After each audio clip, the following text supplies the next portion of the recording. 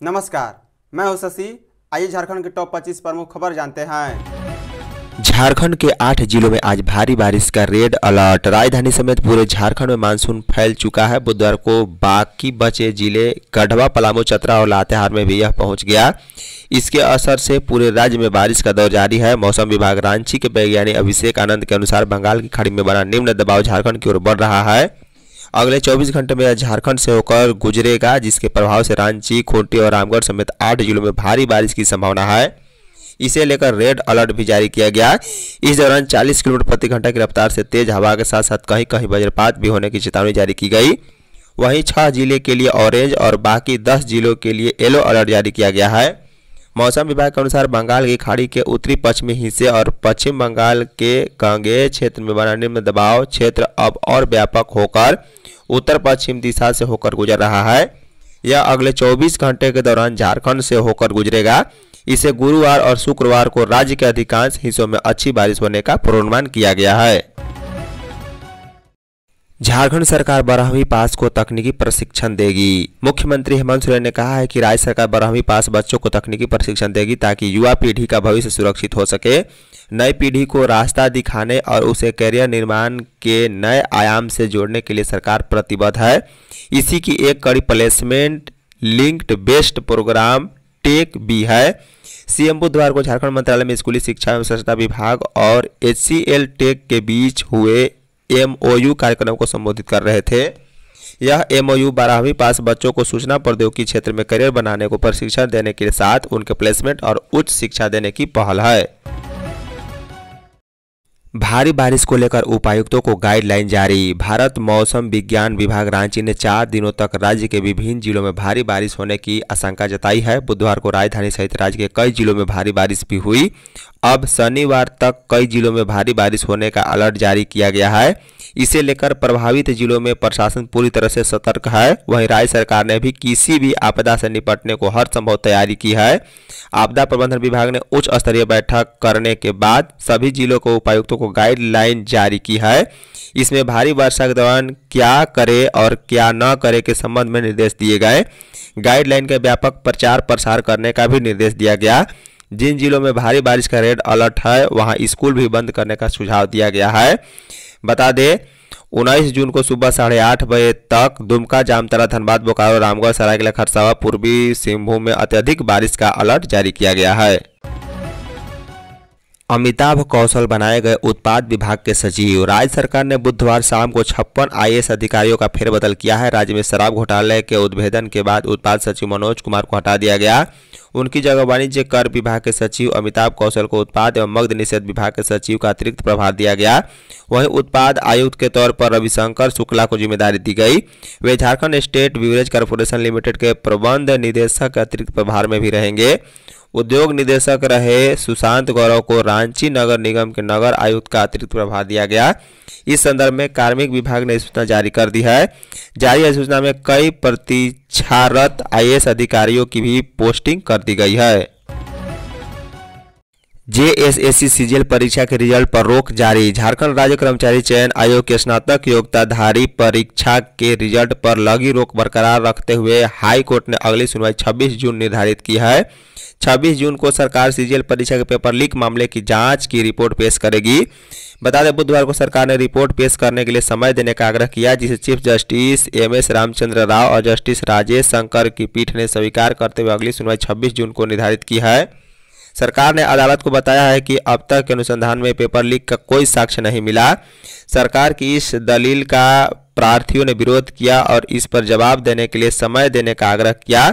पूर्व में इस मामले की सुनवाई करते हुए कोर्ट ने परीक्षाफल प्रकाशन पर अगले आदेश तक रोक लगा दी है। रामगढ़ में ट्रेलर और हाईवा भिड़े चालक की मौत। रामगढ़ के गोला थाना क्षेत्र में रामगढ़ बोकारो मुख्य मार्ग पर बुधवार को सीधी टक्कर के बाद हाईवा और ट्रेलर में आग लग गई है। इस घटना में ट्रेलर चालक सह मालिक जिंदा जल गया है। उसकी पहचान बिहार के गया निवासी 35 वर्षीय विनोद यादव के रूप में की गई। वहीं हाईवा चालक चौबारा निवासी विनय सिंह को रांची के निजी अस्पताल में भर्ती कराया गया। हादसा चोपादारू संधोए घाटी में दोपहर करीब 1 बजे हुआ है। जानकारी के अनुसार सीमेंट पत्थर लदा ट्रेलर बोकारो की ओर से जा रहा था। इसी दौरान विपरीत दिशा से आ रहे हाईवा के साथ उसकी सीधा टक्कर हो गई। हादसा इतना भयंकर था कि दोनों वाहनों में आग लग गई और दोनों को केबिन एक दूसरे में घुस गया। सूचना के बाद रामगढ़ और तेनूघाट से दमकल वाहन पहुंचे, तब तक दोनों वाहन जल चुके थे।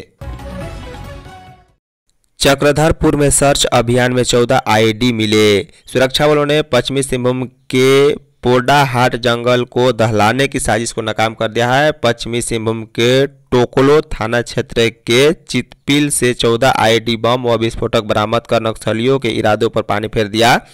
बम सीरीज में कनेक्टेड थे, जिसे मौके पर ही नष्ट कर दिया गया है। एसपी राकेश रंजन ने बताया है कि सरायकेला जिले के सीमावर्ती चितपिल क्षेत्र में मंगलवार को सर्च ऑपरेशन में डंप से 1 केजी के 52 पॉली बैग विस्फोटक भी बरामद हुई है। इस संबंध में टोकलो थाना में केस भी दर्ज किया गया। उन्होंने बताया है कि चितपिल के पास जंगल में नक्सलियों द्वारा सुरक्षा बलों को नुकसान पहुंचाने के लिए आईडी बम लगाने और गोला बारूद छिपा कर रखे जाने की सूचना मिली थी। पलामू में सीओ रिश्वत लेते गिरफ्तार। एसीबी की पलामू टीम ने बुधवार की शाम कार्रवाई करते हुए नवा बाजार के अंचलाधिकारी शैलेश कुमार को 30,000 रुपये रिश्वत लेते गिरफ्तार किया है। एसीबी डीएसपी सुदर्शन कुमार ने बताया है कि नवा बाजार थाना क्षेत्र के इटको गांव निवासी अजय कुमार ने आवेदन दिया था कि उनकी पत्नी रीना देवी के नाम से 0.5 डिसमिल जमीन खरीदी है। इसके ही गांव के प्रदीप ठाकुर ने भी अपनी पत्नी के नाम से 0.4 डिसमिल जमीन खरीदी है। इन दोनों जमीन का म्यूटेशन के लिए अंचलाधिकारी शैलेश कुमार के पास गए तो इस कार्य के लिए 30,000 रुपये रिश्वत मांगी। इसके बाद उन्होंने एसीबी एसपी के नाम एक आवेदन दिया। एसीबी ने सत्यापन में शिकायत सही पाई है। इसके बाद रंगे हाथ गिरफ्तार कर लिया गया। सीओ शैलेश पटना के कदम कुआं के रहने वाले हैं। इसमें आरोपी शैलेश कुमार अंचलाधिकारी नवा बाजार जिला पलामू के द्वारा वादी से दोनों जमीन के म्यूटेशन करने के एवज में 30,000 रुपये रिश्वत मांगने की बात सत्य पाई गई है। झारखंड समेत कई राज्यों की ड्राफ्ट आउट दर चिंताजनक। केंद्र सरकार ने झारखंड, बिहार, कर्नाटक, आंध्र प्रदेश, हरियाणा और मध्य प्रदेश सहित 1 दर्जन राज्यों में माध्यमिक स्तर पर छात्रों की स्कूल छोड़ने की दर पर चिंता जताई है। इसके साथ ही केंद्र सरकार ने इन राज्यों को एनईपी 2020 में निर्धारित मानकों के अनुरूप ड्राप आउट दर को कम करने के लिए विशेष कदम उठाने का सुझाव दिया। यह जानकारी 2025-26 के लिए समग्र शिक्षा कार्यक्रम पर शिक्षा मंत्रालय के तहत परियोजना अनुमोदन बोर्ड की बैठक के मिनट दस्तावेज से प्राप्त हुई है। ये बैठकें अप्रैल और मई 2025 के बीच विभिन्न राज्यों के साथ हुई। अधिकारियों के अनुसार सरकार नई राष्ट्रीय शिक्षा नीति के लक्ष्य के अनुसार 2030 तक स्कूल स्तर पर 100% सकल नामांकन दर हासिल करना चाहती है, लेकिन इसमें ड्रॉप आउट को एक बाधा मानती है। धार्मिक पर्यटन कॉरिडोर के लिए झारखंड ने 1277 करोड़ मांगे। राज्य के धार्मिक स्थलों को पर्यटन के रूप में विकसित करते हुए कॉरिडोर बनाने की तैयारी है। इसके लिए राज्य सरकार ने 16वें वित्त आयोग से अनुदान के तौर पर 1277 करोड़ की मांग रखी। यह कॉरिडोर देवघर से रांची को सीधे जोड़ेगा। इसमें 255 किलोमीटर की दूरी 85 किलोमीटर घटकर 170 किलोमीटर तक हो जाएगी। बता दें, यह कॉरिडोर 4 धार्मिक स्थल रजरप्पा, लुगुबुरु, पारसनाथ बाबा धाम से गुजरेगा। बीते दिनों रांची दौरे पर आए 16वें वित्त आयोग के समक्ष सौंपे ज्ञापन में झारखंड सरकार ने यह बात कही है। सुरक्षा खरीद उपकरणों की जांच के लिए बनी कमेटी। राज्य पुलिस द्वारा साल 2024 की पूर्व सुरक्षा उपकरणों की खरीद में अनियमितता की जांच के लिए एडीजी टी कंदासामी के नेतृत्व में जांच कमेटी बनाई गई है। कमेटी में आईजी मानवाधिकार Narendra Kumar Singh, IG provision Patel Kanhaiya Lal, DIG Jaguar Indrajit महता और एसआईबी डीआईजी मनोज रतन चौथे को शामिल किया गया। वहीं विसिल ब्लोअर एक्ट के तहत आईजी पंकज कंबोज ने मामले की जानकारी तत्कालीन डीजीपी समेत अन्य अधिकारियों को दी थी। इस मामले में जांच कर 15 दिनों के भीतर विस्तृत रिपोर्ट देने का आदेश डीजीपी अनुराग गुप्ता ने जारी किया है। पेशा कानून को लेकर रघुवर दास ने लिखा पत्र। पूर्व मुख्यमंत्री रघुवर दास ने बुधवार को मुख्यमंत्री हेमंत सोरेन को पत्र लिखकर पेशा कानून को अधिसूचित करने की मांग की है। उन्होंने लिखा है कि देश के 10 अनुसूचित क्षेत्र वाले राज्यों की सूची में झारखंड भी शामिल है, लेकिन आज तक यहां पेशा कानून लागू नहीं हो पाया। रघुवर दास ने पत्र में बताया है कि वर्ष 2018 में उन्होंने बतौर मुख्यमंत्री पेशा नियमावली का प्रारूप बनाने का कार्य प्रारंभ किया था। वर्ष 2019 में विधानसभा चुनाव के बाद हेमंत सोरेन की सरकार बनी। जुलाई 2023 में पेशा नियमावली का प्रारूप प्रकाशित कर लोगों से आपत्ति सुझाव मांगे गए। अक्टूबर 2023 में ट्राइबल एडवाइजरी कमेटी की बैठक हुई, जिसमें सुझाव आपत्तियों को स्वीकार करते हुए नियमावली प्रारूप में संशोधन किया गया। फिर विधि विभाग को भेजा गया। मार्च 24 में विधि विभाग एवं महाधिवक्ता ने सहमति देते हुए यह भी स्पष्ट किया है कि प्रारूप सुप्रीम कोर्ट एवं हाई कोर्ट के न्यायिक निर्देशों के अनुरूप है। झारखंड में 3.5 लाख बच्चों को जूते नहीं मिले। राज्य सरकार के विद्यालयों में कक्षा 6ठी से 8वीं में अध्ययनरत 3.5 लाख विद्यार्थियों को वित्तीय वर्ष 2024-25 में जूता मोजा की राशि उपलब्ध नहीं कराई गई। इसमें लोहरदगा, पूर्वी सिंहभूम और सिमडेगा जिला में तो कक्षा 6ठी 8वीं के एक भी विद्यार्थियों की सी राशि नहीं दी गई। वहीं पोशाक की बात करें तो राज्य के 10 जिलों ने इस मामले में कमाल कर दिया है। भौतिक उपलब्धि और वित्तीय उपलब्धि के मिलान से पता चलता है कि देवघर, लातेहार, गिरिडीह, दुमका, चतरा, सरायकेला, बोकारो, गढ़वा, धनबाद और हजारीबाग जिले में अधिक बच्चों को पोशाक उपलब्ध कराई गई है। विभागीय मंत्री भी अध्यक्षता में बीते सप्ताह आयोजित झारखंड शिक्षा परियोजना परिषद की समीक्षा में ऐसे कई चौंकाने वाले खुलासा हुए हैं। कांग्रेस की रणनीतिक बैठक, प्रत्याशी चयन प्रक्रिया प्रारंभ। रांची नगर निगम चुनाव की तैयारियों को लेकर बुधवार को कांग्रेस पार्टी ने कार्निवल बैंक्वेट सभागार में एक महत्वपूर्ण रणनीतिक बैठक आयोजित की है।